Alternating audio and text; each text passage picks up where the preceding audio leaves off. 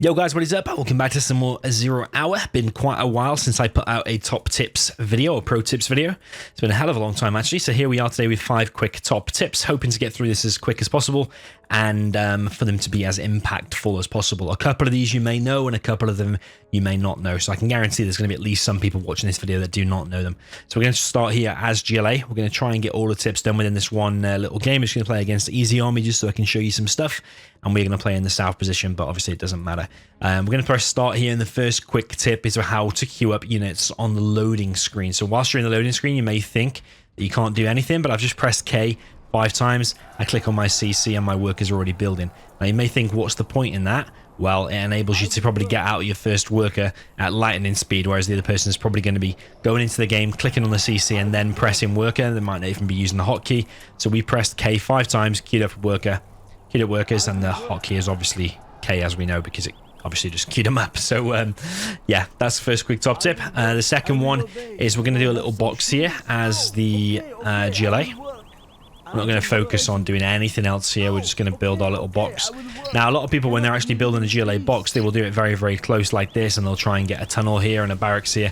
What I actually recommend is if you're gonna go one way or the other, if you're gonna go really close or really far away, I always recommend go more further away than close, because the last thing you want is not enough room for your workers. So I would actually recommend leaving more room than not. You may think that's crazy high, crazy far away, but it's better to go that way than not. So the second thing I'm going to do is build a barracks here. Now watch what I'm going to do very, very carefully here. I'm going to build this on an angle. So what I want to do here is I want to box in. I hope that is boxed. I did leave a bit of a gap there. You want to box it in, but you don't want to obstruct any of this surface area here on this supply. Because as soon as you start obstructing that, like if I built that barracks there, as soon as you start obstructing that, that's less surface area the workers can get to the supply, and it will slow down your collection rate, and it will force workers in some cases out of the box, and so on and so forth. So yeah, second, well, you could call it second tip. I don't know if I had this in my tips list or not, but second tip is going to be to build at an angle. So build at angles like this. If you watch a player called Xcal, he's doing this every single game as the GLA.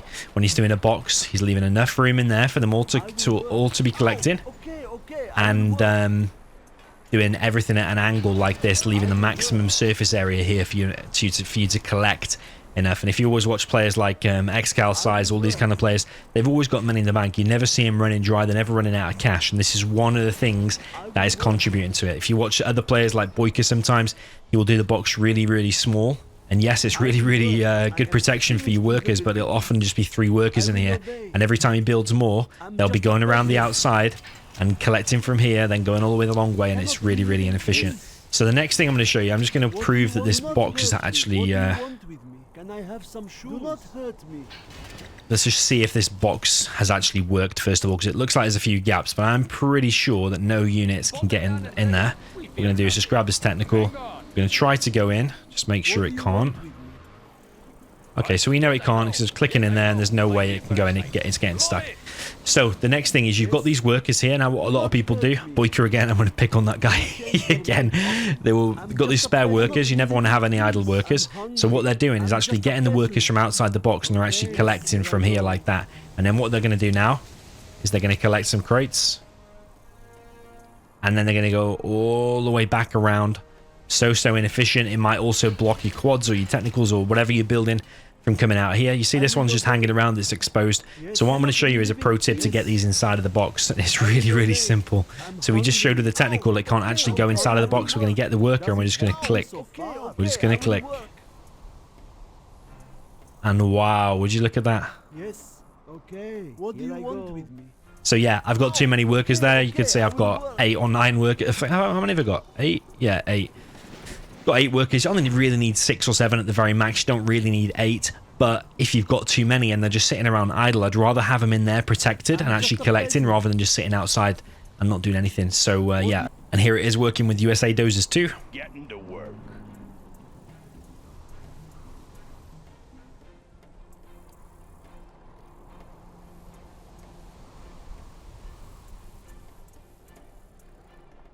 The second thing that you want to do is if you are Yeah, USA, China. No, maybe not USA. If you're China or GLA, what you can do is a Waypoint Scout in the beginning. And what you want to do with a Waypoint Scout is it only works with a real building. So if you build in a fake barracks, it won't work.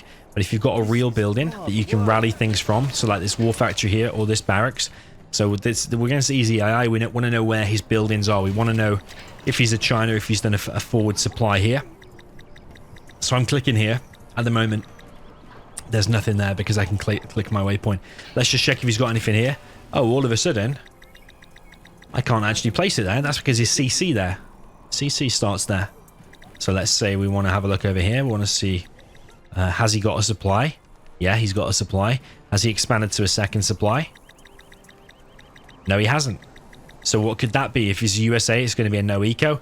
If it's China, and he's only got one supply and he's got no middle supply, what could that be? It could be a double helix rush. It could be just an oil grab helix rush, something like that. So the second tip is, whilst I've covered waypoint scouting before, it's actually super important to not only just stick to your build order of like 5 workers, spread some tunnels around. I'm focused on this, I'm tunnel vision, I'm going to do this build order, but play reactive is my tip. Play reactive to what your opponent is doing. Look what your opponent is doing. If you're USA, use a drone and actually see what the enemy's making. Look what build order they're going for. Use your scan, see what they're going for. If you're GLA, Waypoint Scout, what are they doing? Are they going for a middle build? And if they're going for a middle build, you're likely going to react differently. You're not always going to do exactly the same thing.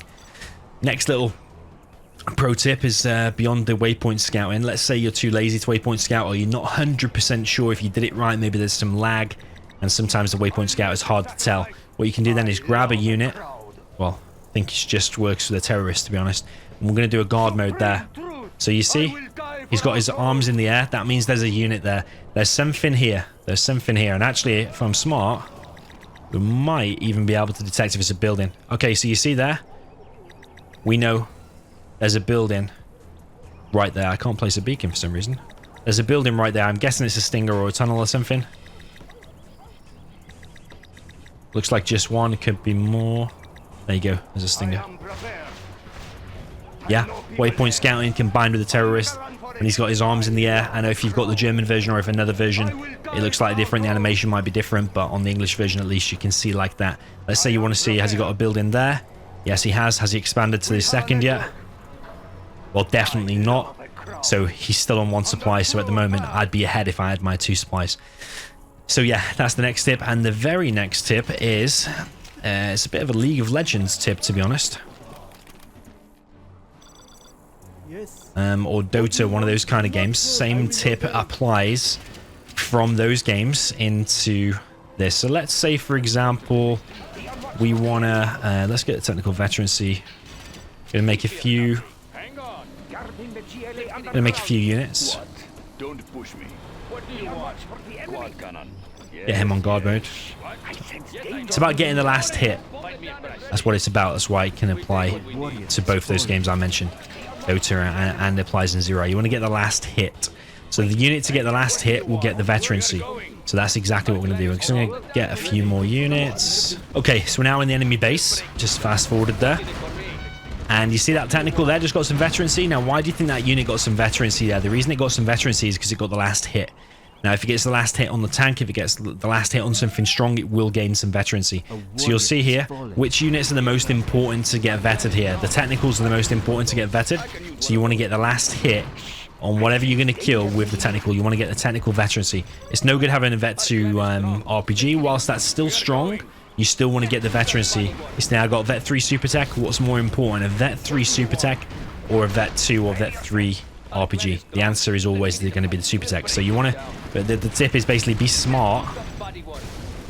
Be smart on what you're going to vet up. So for example, if you're going for a helix rush, you can yeah, you can be killing loads of buildings, but then you probably want to, what you can do with helix is that actually is you can force fire somewhere, and the helix and all the guys inside of it will actually shoot, and then you can guard mode some building, and the troopers inside of the helix will keep force firing the ground. Meanwhile, your helix will get the last hit on the last weak building, and then your helix will get vetted.